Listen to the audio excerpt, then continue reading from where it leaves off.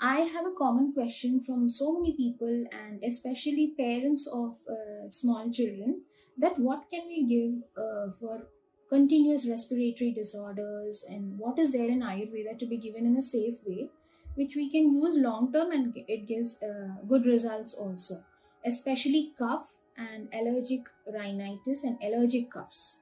So here is an Ayurvedic product. It's called Krishna Tulasi cough syrup. Now I'll read out the ingredients of this product for you.